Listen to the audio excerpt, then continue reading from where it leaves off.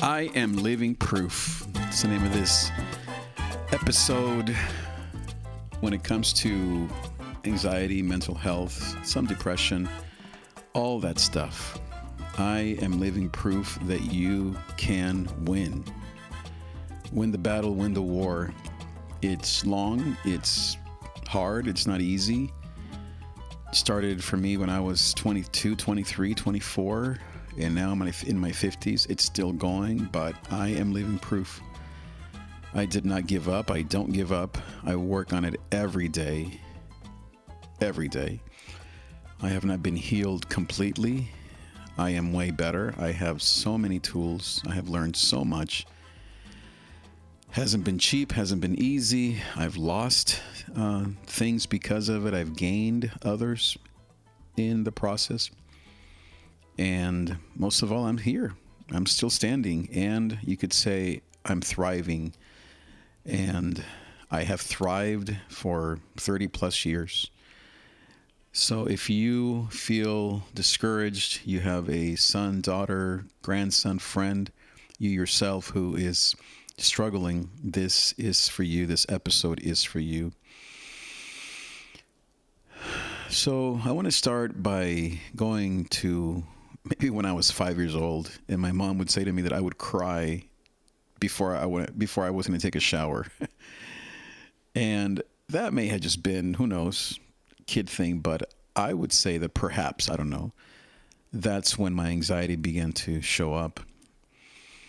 And for me, I have what's called mine, by the way, is clinical. So this has been diagnosed. This is something that I'm in therapy for and medication for 30 years.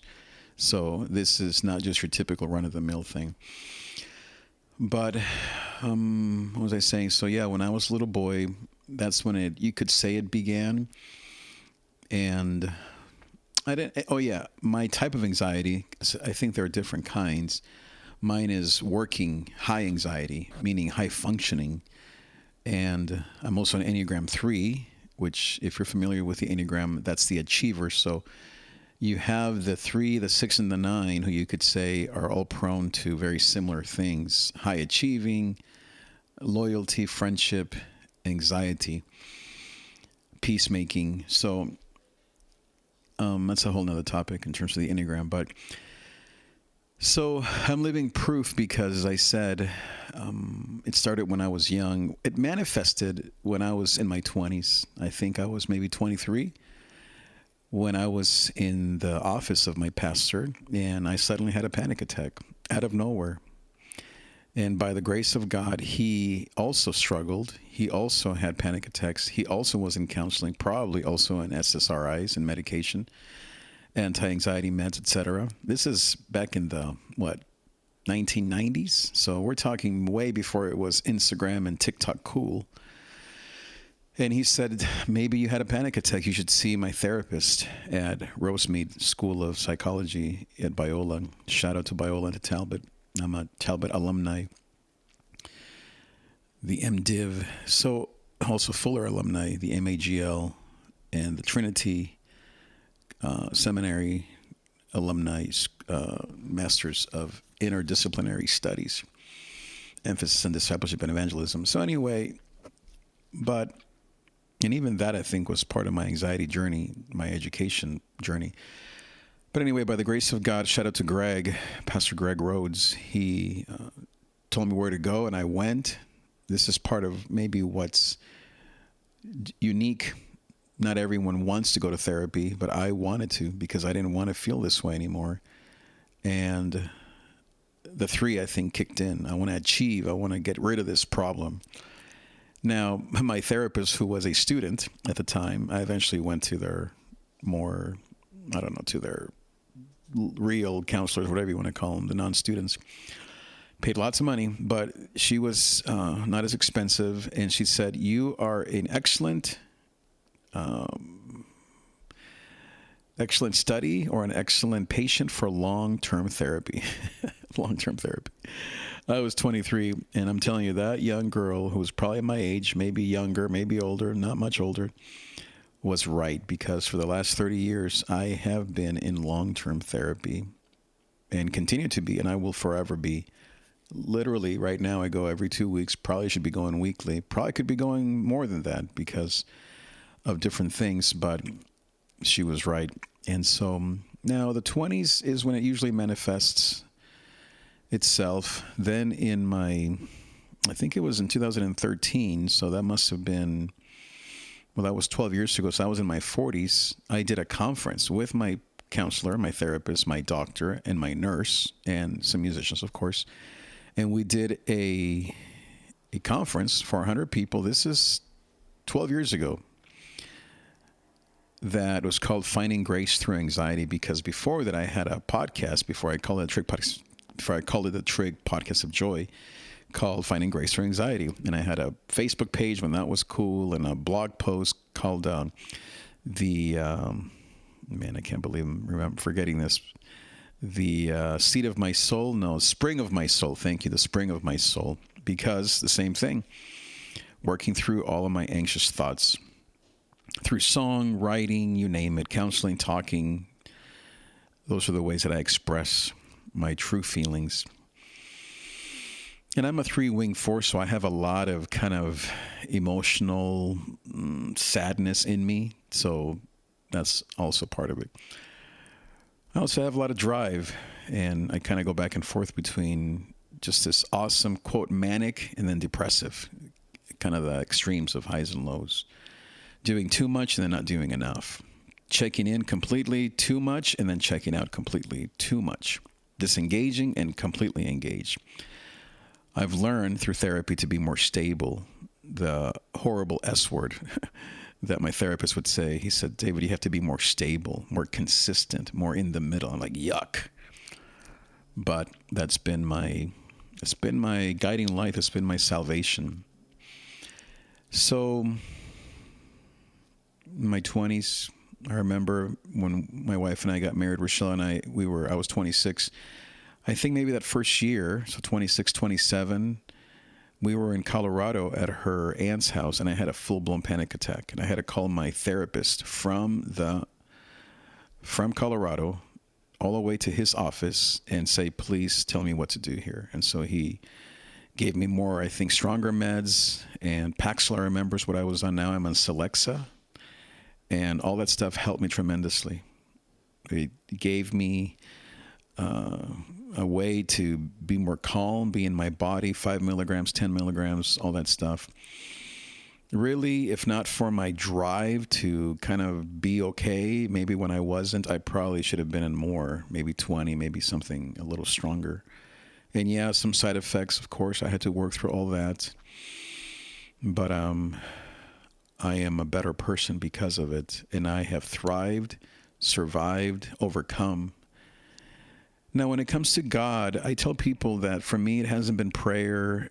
Of course, I mean, I pray, I cry out to God, all that stuff. But for me, it's been God providing people and medication and resources. And my wife, I would say, is probably the number one God provision in my life, because Rochelle, by the grace of God, is the perfect complement for my craziness and my anxious thoughts. She is a one. She's calm, cool, and collected, practical, feet on the ground kind of person, staying in the moment. And I am anxious, looking at what could go wrong. Very 3-6. What could go wrong? And that's pretty bad. Sure, there's some good in everything, but yeah, so that's, I know some people find true peace through prayer and worship and Bible study. That's been all a part of my life. But I would say that therapy, talking to Jerry, my friend, my counselor, my wife, and as I said, having resources and tools is how God has shown up. And that's different for everybody. That's just my story. Everyone finds God in different ways, feels God in different ways, grows in their faith in Christ in different ways.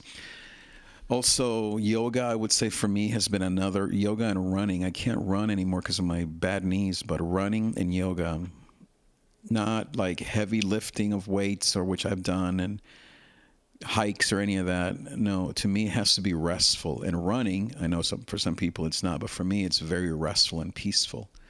It's almost like I get into a Zen. I would say a Zen kind of vibe and mood is what heals me, where I'm no longer in my head, but I'm in my body, but in a peaceful way. So, yoga, I remember when I was in Colorado, this was about 10 years ago. I went to yoga because of the same thing, anxiety and depressive thoughts, and for about 2 years. And my goodness, I have never felt more in my body, more one, more whole. Then when I worked at USC, I also did yoga there, and amazing. I wrote songs, I cried while doing some child's pose or whatever. Incredible. You have to find what heals you, somatically, meaning your body, spiritually, meaning where do you find God, and then socially with people. Food, yes, of course, all of that helps. I think less coffee is what's I've noticed now at this season of my life. Coffee does make me very jittery, so I drink less coffee now. Not as much as I used to, more water. My diet, it's not good.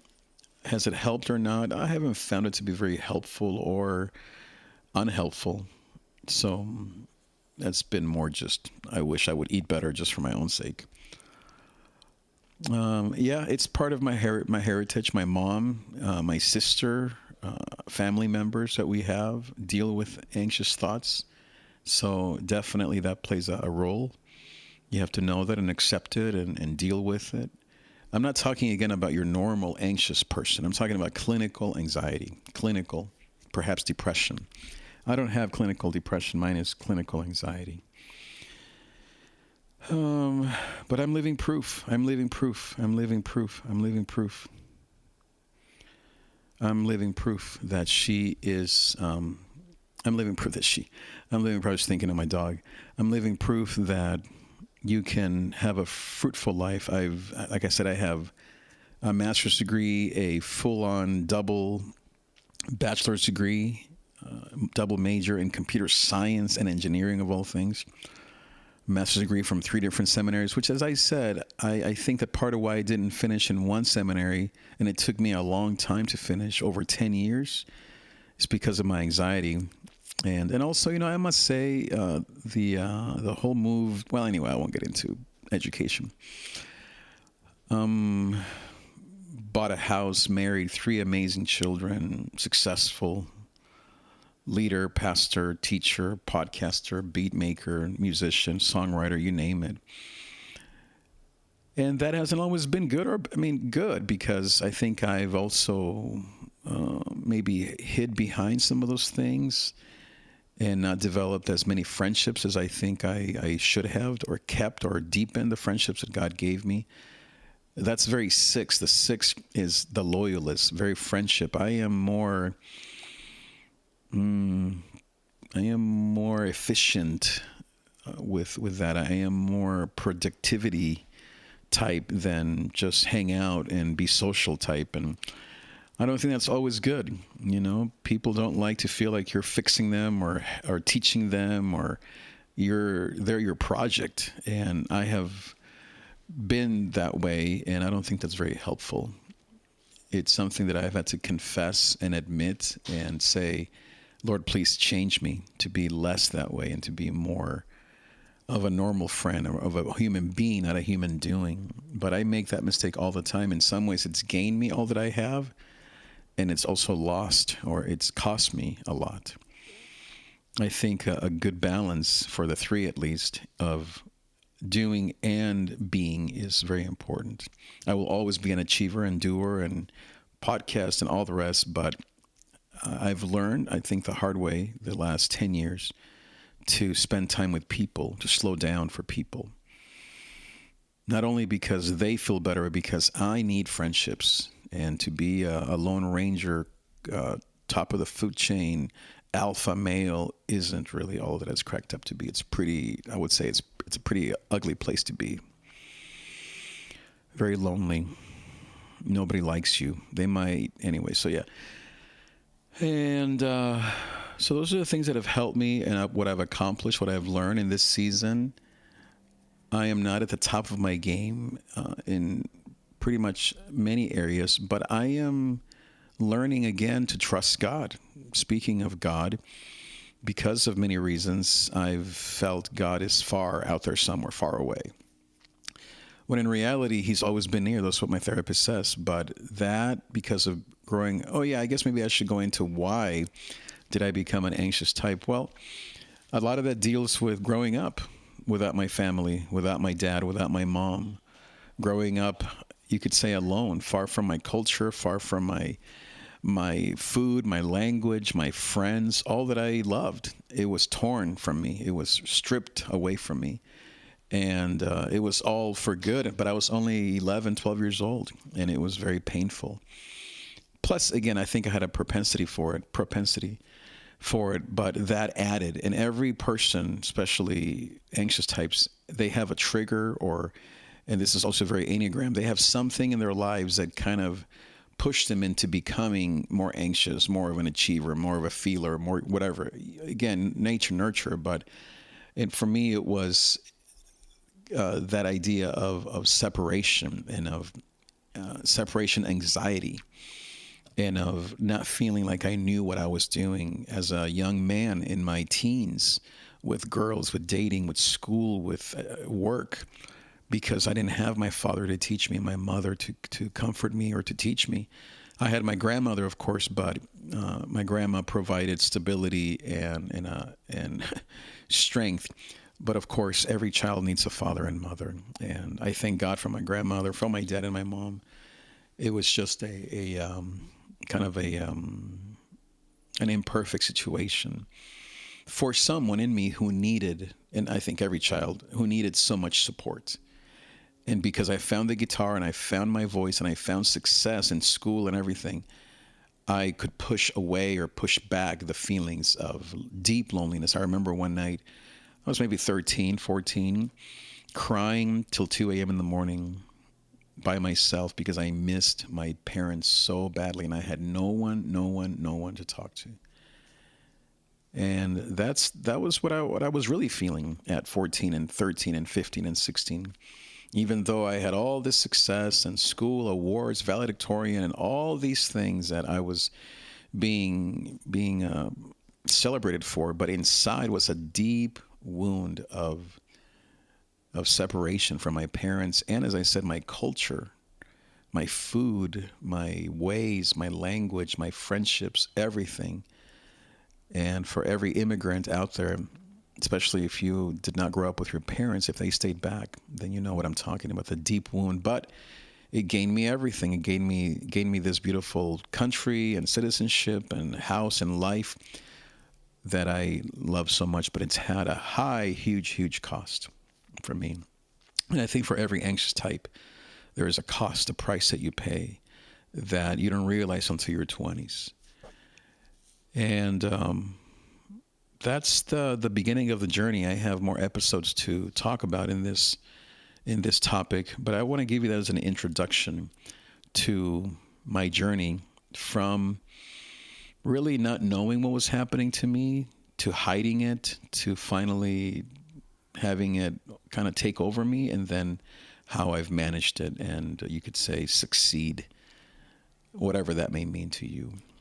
So I'm going to just pause here for now. Thank you for listening. Please share this with a friend and look for more episodes in this topic over the next few days and weeks, where I'm going to unpack all the details of what I've seen, what I've done, what I've learned, and what I teach in this area. I'm not a therapist. I'm not a doctor. I'm not a counselor. I'm a pastor. I'm a musician. I'm a friend. But I definitely love to share my journey with people that may be in the same position as I am. So thank you again for being here, and I'll see you next time. Adios.